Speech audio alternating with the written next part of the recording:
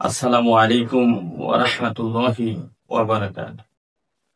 সম্মানিত অনলাইন দিনী ভাই এবং বোন, আপনাদের অবগতিতে আছে যে কালকে গণতন্ত্র সম্পর্কে আমরা একটি ভিডিও আপলোড করেছিলাম। আজ ওই ভিডিওতে আমাদের একটি কমেন্ট এসেছে যে আপনি তাহলে দিন কায়েমের পদ্ধতি কিভাবে দেখবেন বা কিভাবে রাখবেন, যে দিন কায়েমের পথটি কিভাবে আপনি সুপ্রসূর করবেন। মূলত আমরা কোরআন এবং হাদিস থেকে এ বিষয়টি আজ আলোকপাত করব ইনশাআল্লাহ। মূলত তার আগে আরেকটি কথা বলে নিই আমরা।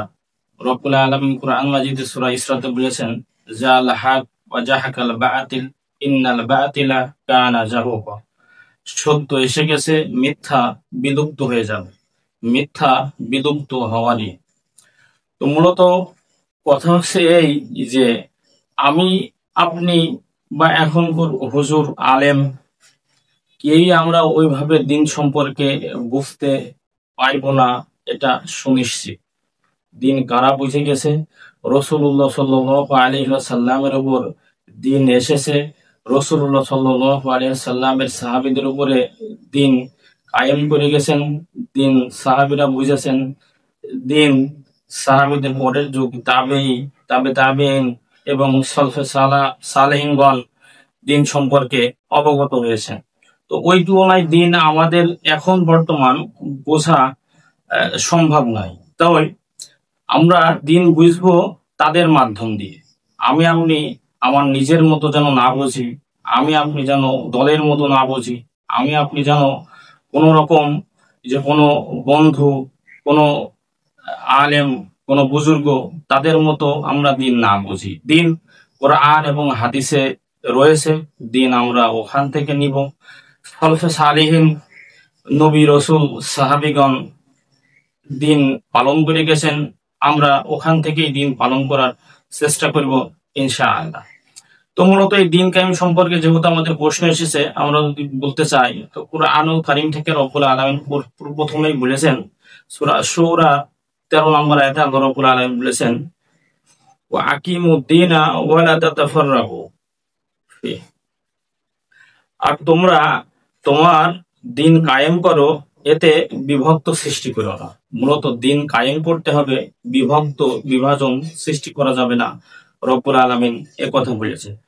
রব্বুল আলামিন সূরা শুরা 13 নম্বর আয়াতে আরেকটু বড় করে যদি বলা হয়, স্পষ্ট কথা বলেছেন, তিনি তোমাদের জন্য দিন হিসাবে তা নির্ধারণ করেছেন যা নূহ আলাইহিস সালাতু ওয়াস সালামকে নির্দেশ দিয়েছিলেন এবং যা আমি তোমার প্রতি ওহী করেছি, যে তোমরা দিন কায়েম করবে এবং এতে বিভক্ত করবে না। মূলত দিন কায়েমের কাজটি করতে হবে, কিন্তু বিভক্ত সৃষ্টি করা যাবে না।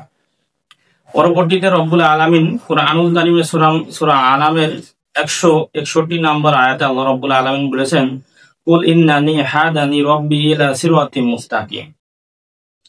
বলুন, নিশ্চয় আমার প্রতিপালক আমাকে সোজা পথে পরিচালিত করেছেন, এক দৃঢ় দিনের প্রতি, ইব্রাহিম আলাইহিস সালামের মিল্লাতের প্রতি, যিনি ছিলেন একনিষ্ঠ দিন সম্পর্কে এবং মুশরিকদের অন্তর্ভুক্ত ছিলেন না। ওয়া মা কানা মিনাল মুশরিকিন, মুশরিকদের অন্তর্ভুক্ত তিনি ছিলেন না। মোটামুটি আমরা কোরআন থেকে দিন কায়েমের পদ্ধতি জানলাম। এবার আমরা হাদিস থেকে দেখি যে রাসূলুল্লাহ সাল্লাল্লাহু আলাইহি ওয়াসাল্লাম কি ইঙ্গিত দিয়েছে। সর্বপ্রথম দিন প্রতিষ্ঠার মূল বিষয় হলো সালাত কায়েম করা। এটা আনাবি উমার রাদিয়াল্লাহু আনহু ক্বালা রাসূলুল্লাহ সাল্লাল্লাহু আলাইহি ওয়াসাল্লাম, বুনিয়াল ইসলামু আলা খামসিন। ইবনে আমর রাদিয়াল্লাহু আনহু থেকে বর্ণিত, আল্লাহর রাসূল সাল্লাল্লাহু আলাইহি ওয়াসাল্লাম বলেছেন, ইসলাম 5টি স্তম্ভের উপর প্রতিষ্ঠিত।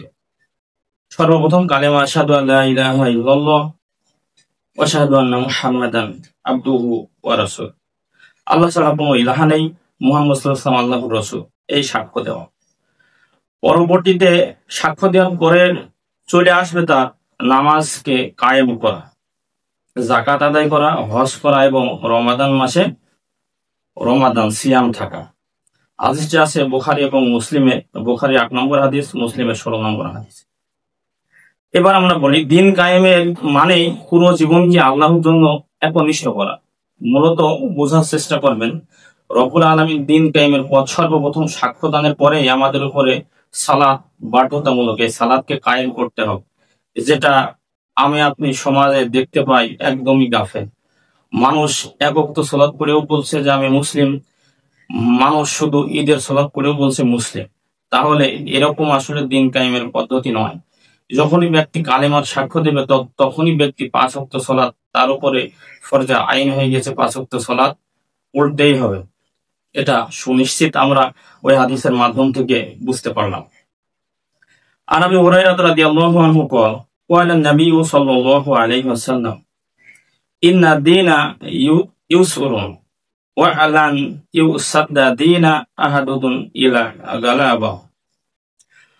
আবু হুরায়রা রাদিয়াল্লাহু আনহু থেকে বর্ণিত, আল্লাহর রাসূল সাল্লাল্লাহু আলাইহি ওয়াসাল্লাম বলেছেন, দিন সহজ, আর কেউ এই দিনের সাথে কঠোরতা করলে দিন তার উপর জয়লাভ করে।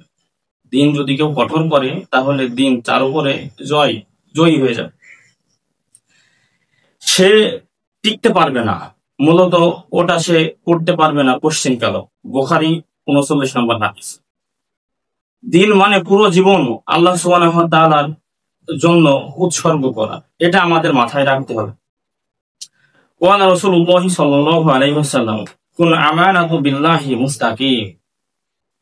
রাসূল সাল্লাল্লাহু আলাইহি ওয়াসাল্লাম বলেছেন, বলো আমি আল্লাহতে ঈমান এনেছি, তারপর স্থির থাকো দিনের উপর, অটল, একদম একচিন্ত ভাবে দিনের উপরে অটল থাকতে হবে।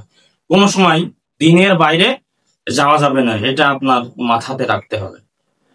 সার সংক্ষেপে যদি বলা হয় যে ইকামতের দিন মানে হলো দিনের সকল দিককে প্রতিষ্ঠা করা, ইবাদত, আখলাক, শরিয়া, ন্যায় নীতি, সমাজ ও রাষ্ট্র ব্যবস্থা। কোরআন দিনকে বিভক্ত না করে এককভাবে কায়েম করার নির্দেশ দিয়েছেন। রাসূল সাল্লাল্লাহু আলাইহি ওয়াসাল্লাম দিনের স্তম্ভ ব্যাখ্যা করেছেন শাহাদাত, সালাহ, যাকাত, শ্রম, হজ, এগুলো আমাদের পালন করতে হবে। স্থির থাকা ও সহজভাবে দিন পালন করা ইকামতের দিনের হচ্ছে একটি অংশ। এটা আমার আপনার মাথায় রাখতে হবে যে এটা যেন আমরা কোনো সময় ভুলে না যাই। সম্মানিত অনলাইন দিনী ভাই এবং বোন, সলফে সালেহিন থেকে যদি আমরা বলি তাহলে এটা আমরা এভাবে বলতে পারি যে এই শতাব্দীতে ইমাম ইবনে তাইমিয়া রাহিমাহুল্লাহ দিন কায়েম মানে ইকামতের দিনের ব্যাখ্যা কিভাবে তিনি করেছেন। মূলত ইকামতের ব্যাখ্যা যদি আমরা ইমাম ইবনে তাইমিয়া রাহিমাহুল্লাহর কথা বলি তাহলে তিনি বলেছেন, ইমাম ইবনে তাইমিয়া রাহিমাহুল্লাহ বলেন, দিন কায়েম করার অর্থ হলো আল্লাহকে একমাত্র উপাস্য হিসাবে ইবাদত করা এবং তার রসুলের জবান দিয়ে যেসব শরিয়া নাজিল করেছেন তা অনুযায়ী ইবাদত করা। কোনো সময় কোরআন এবং হাদিসের বাইরে যাওয়ার ইঙ্গিত করেননি ইকামতের দিনের ব্যাপারে ইমাম ইবনে তাইমিয়া রাহিমাহুল্লাহ। দিন কায়েম মানে কেবল নামাজ রোজা নয়, বরং তাওহীদ প্রতিষ্ঠা করা, শরীয়তের বিধান মেনে চলা, শিরক এবং বিদআত থেকে বেঁচে থাকা। দিন কায়েম করা হলো খিলাফতের উদ্দেশ্য রাখা, যে আমরা খিলাফত কায়েম করি। ইমামাত, খিলাফত প্রতিষ্ঠার মূল উদ্দেশ্য হলো যেন দিন পুরোটাই আল্লাহর জন্য হয় এবং আল্লাহর বাণী সর্বোচ্চ বাণী। কোরআন এবং হাদিসকেই আপনার অগ্রে রাখতে হবে, এর বাইরে অন্য কিছু নাই। দিন কায়েম করা মানে কোরআন সুন্নাহ অনুযায়ী সমাজ পরিচালনা করা। আমির শাসন প্রতিষ্ঠার উদ্দেশ্য হলো দিন কায়েম করা এবং আল্লাহর বাণীকে সর্বোচ্চ করা। দিন কায়েম করার ক্ষেত্র দুই প্রকার। ইমাম ইবনে তাইমিয়া রাহিমাহুল্লাহ দুইটি ব্যাখ্যা করেছেন। এক, ব্যক্তিগত পর্যায়ে কিভাবে প্রত্যেক মুসলিমকেই তাওহীদ ক্লিয়ার থাকতে হবে, নামাজ রোজা ইবাদত দ্বারা দিন কায়েম করতে হবে। দ্বিতীয়ত, সমষ্টিগত পর্যায়ে সমাজে শরীয়তের বিধান বাস্তবায়ন করতে হবে, ন্যায় বিচার, জিহাদ, আমরু বিল মারুফ ও নাহি আনিল মুনকার, সৎ কাজের আদেশ এবং অসৎ কাজের নিষেধ থাকতে হবে, যা দ্বারা দিন কায়েম করতে হবে। মূলত দুইটি পদ্ধতি ইমাম ইবনে তাইমিয়া রাহিমাহুল্লাহ ব্যাখ্যা করেছেন। সারসংক্ষেপে যদি আমরা বলি, ইবনে তাইমিয়া রাহিমাহুল্লাহ বলেন, ইকামতের দিন মানে হলো তাওহীদ প্রতিষ্ঠা করা, ইবাদতের সমস্ত দিক আল্লাহর জন্য করা, শরীয়তের বিধান মেনে সমাজ পরিচালনা করা, জিহাদ, ন্যায় বিচার, খিলাফত সবকিছুই দিন কায়েম করার মাধ্যমে। বিশেষ করে যদি আমরা ন্যায় বিচারটা দেখি, আসলে আমাদের সমাজ থেকে বর্তমান তা বিলীনের পর্যায়ে হয়ে গেছে। ন্যায় প্রতিষ্ঠা করে গেছেন ওমর ইবনুল খাত্তাব রাদিয়াল্লাহু আনহু। তার গোলামকে 600 কিলো পথে 1200 কিলো পথে 600 কিলো চড়িয়েছে ওমর ইবনুল খাত্তাব চড়েছেন, আর 600 কিলো চড়িয়েছে তার গোলামকে। এটাই হচ্ছে মূলত একজন শাসকের পরিচয়। একনিষ্ঠ দিন মানার এটাই উদাহরণ যে কিভাবে ন্যায় প্রতিষ্ঠা করতে হবে। মূলত সাহাবীরা এ বিষয়কে উল্লেখ করে বুঝিয়েছে। এবার আমরা মাযহাবের 4টি মাযহাব আমাদের সমাজে প্রতিষ্ঠিত রয়েছে। যদি আমরা এই ক্ষেত্রে ওনাদের কল নিয়ে আসি, তাহলে ইমাম আবু হানিফা রাহিমাহুল্লাহ এ বিষয়টি কিভাবে দেখেছেন।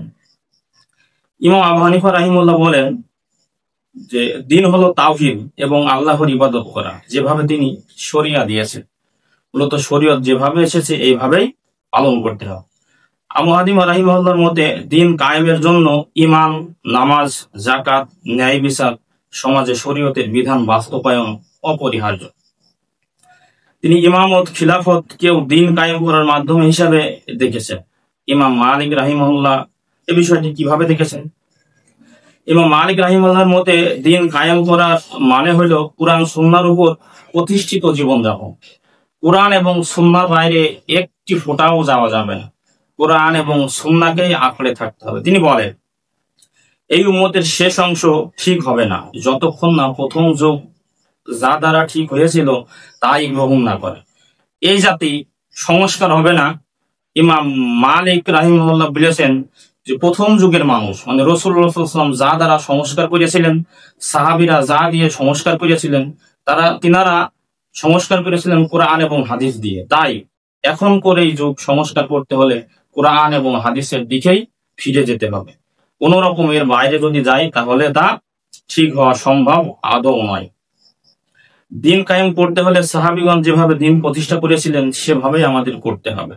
তারা ফিকহের মূলনীতি, ইবাদত, শরিয়া, আমর বিল মারুফ, নাহি আনিল মুনকার ও ন্যায় বিচার, সৎ কাজের আদেশ, অসৎ কাজের নিষেধ, এই বিষয়গুলো তিনারা ব্যাপক হারে দেখেছেন, যা আমাদের সমাজ থেকে বিলীন। চোখের সামনে অন্যায় হয় বলে না, তাহলে কিভাবে আমাদের খিলাফত প্রতিষ্ঠিত হবে, ইসলাম কায়েম হবে বলে। মূলত দিন কায়েমের ব্যাপারে যদি আরেকজন ইমামের কথা বলি আমরা, ইমাম শাফি রাহিমাহুল্লাহ দিন কায়েমের ব্যাপারে উনি বলেছেন, দিন কায়েমের মানে হয়তো আল্লাহর কিতাব ও রসুলের সুন্নাহর উপর পূর্ণ আনুগত্য আনতে হবে। মানে সব ইমামই কোরআন এবং হাদিসের বাইরে যাওয়ার স্বীকৃতি দেননি। কোরআন এবং হাদিসকে আপনার আঁকড়ে ধরে থাকতে হবে। কোরআন এবং হাদিস আপনাকে যেদিকে নিয়ে যায় আপনাকে সেদিকে যেতে হবে। এর বাইরে যে আপনি যতই কল্যাণ মনে করেন কল্যাণ পাবেন না, এটা সুনিশ্চিত আপনাকে মেনে নিতে হবে। কারণ এই দুনিয়াতে আপনি এখন আপনার কায়দায়, আপনার ক্যাটাগরিতে দিন কায়েম করতে পারবেন না। যদিও একটা অবস্থা হয়, কিন্তু ওই অবস্থা আপনার থাকবে না, এটাই সুনিশ্চিত। কারণ থাকেনি দুনিয়াতে, এরকম অহরহ বর্ণনা আছে দুনিয়াতে। তাই আমরা যদি কুরআন এবং হাদিসের দিকে ফিরে যাই, রাসূল সাল্লাল্লাহু আলাইহি ওয়াসাল্লাম, সাহাবী সালেহিনের বোঝ অনুপাতে যাই, তাহলে নিশ্চয় ইনশাআল্লাহ আমরা পথের দিশা পাবো ইনশাআল্লাহ। এই বলে আমার সংক্ষিপ্ত বক্তব্য এখানে শেষ করছি। সুবহানাকাল্লাহুম্মা বিহামদিক, আশহাদু আল্লা ইলাহা ইল্লা আনতা, আস্তাগফিরুকা ওয়া আতুবু ইলাইক।